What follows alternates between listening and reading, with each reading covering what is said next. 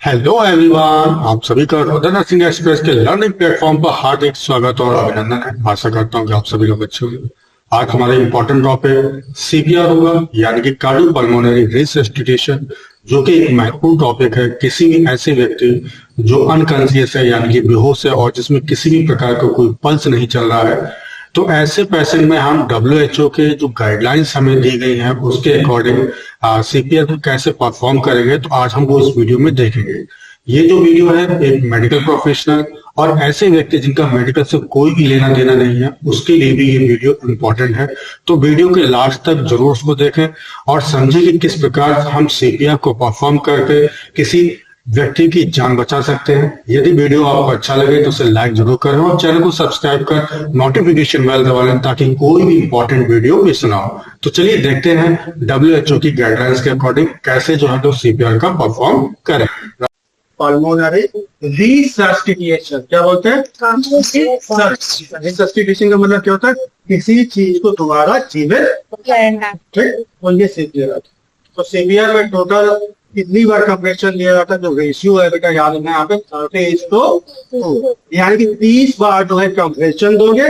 जब 30 बार आपके कंप्रेशन पूरे हो जाए तब इसके बाद क्या करना है? 2 बार आपको सांसें देनी, ठीक। तो पूरा प्रोसीजर क्या है?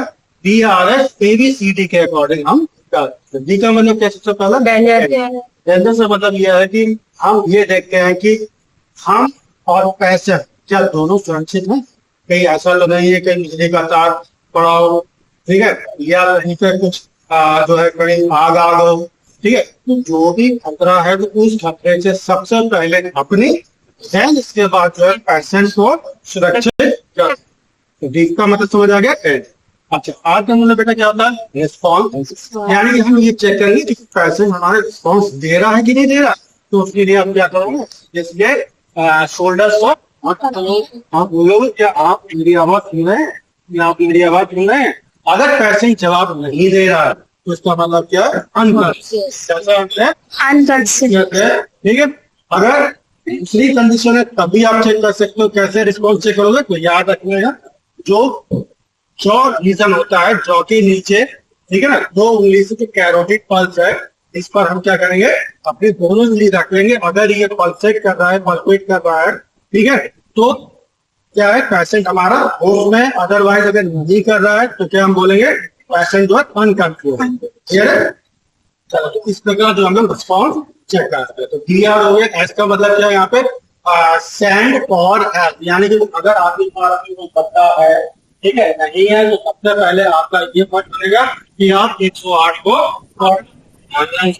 कॉल करना है। तभी इसके बाद जो है आपको स्टार्ट, ठीक है। अगर कोई बंदा है तो सब बोलेंगे आप लोग 108 को कॉल करो। अगर वो सेकेंड को 50 लीटर की व्यवस्था हो जाए, ठीक है ना। अगर हो जाती है तो अच्छी बात है। तो इसका मतलब क्या होगा? टी हो गया, आर हो गया, एस हो गया। आप क्या चेक करेंगे? इसका मतलब क्या होता है बेटा? तो ईयर को हम कैसे चेक करेंगे? सबसे पहले पेशेंट के हेड को क्या करेंगे? बैक साइड पीछे की झुकाएंगे। दो उंगली से चेक को क्या करेंगे? लिफ्ट करेंगे। ऐसे करने से क्या होगा? उसका ईयर में क्या हो जाएगा बेटा? ये हो जाएगा। अगर आप फिर भी किसी प्रकार का कोई ऑब्स्ट्रक्शन देख रहे हो या इसके अंदर कोई चीज आप देख रहे हो फंसी हुई, तब हम क्या देंगे? उसको रिकवरी पोजीशन देने के बाद में पेशेंट को हम अपने फिंगर से पहले क्या करेंगे? उसको करेंगे, हुक लाइक बनाओगे। क्या हुक बन गया? हुक से जो है जो भी कोई सॉलिड ऑब्जेक्ट फंसा है उसको बाहर निकालें, ठीक है। तो इस प्रकार जो है हम क्या करेंगे?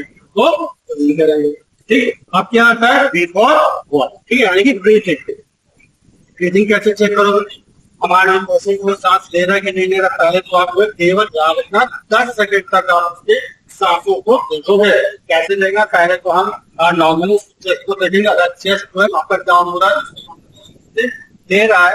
अगर फिर भी आपको नहीं समझ में आ रहा तो क्या करोगे? अपने ईयर को, अपने कान को पेशेंट के नोज के पास ले जाओगे, ठीक है। तो इससे हमें पता चल जाएगा कि पेशेंट जो है ब्रीथिंग कर रहा है कि नहीं कर रहा है।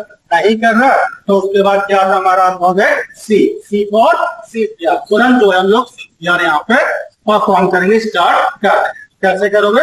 याद रखना, अपने दोनों हार्ट को पहले सबसे पहले लॉक करोगे और जो हथेली है वो हथेली को हम कहाँ रखेंगे तो याद रखना दोनों लेफल के बिल्कुल इसमें हम रखेंगे, ठीक है ना। हाँ, और कैसे उसको दबाएंगे 1 मिनट में याद गहराई पे, यानी कि लगभग 5 सेंटीमीटर की गहराई तक आपको जाना, ठीक है। पिछली बार दबाना 1 मिनट में 100, तो ऐसे हमें दबाना।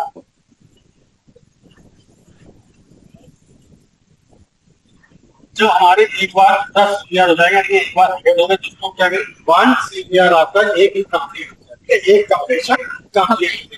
और ऐसे आपको कितने कंप्रेशन करने हैं, कंप्रेशन करने कितने करोगे, कंप्रेशन करोगे। 30 कंप्रेशन हो जाए तब इसके बाद हमें क्या करना है, ब्रीथिंग देना है। कितनी बार, 2 बार। ऐसे देखिए, सबसे पहले मैंने आपको तरीका बताया, ऐसे उसके हेड को थोड़ा सा देखते रहेंगे और चिनको हाथ में उसके और क्या करना है, इसका मतलब दबाना है और अपने मुंह से और पैसे के मुंह को कुछ क्या करना है, लॉक कर लेना है, बिल्कुल लॉक कर लेना। तब उसके बाद आपको 2 बार जो है ब्रीथिंग देना है।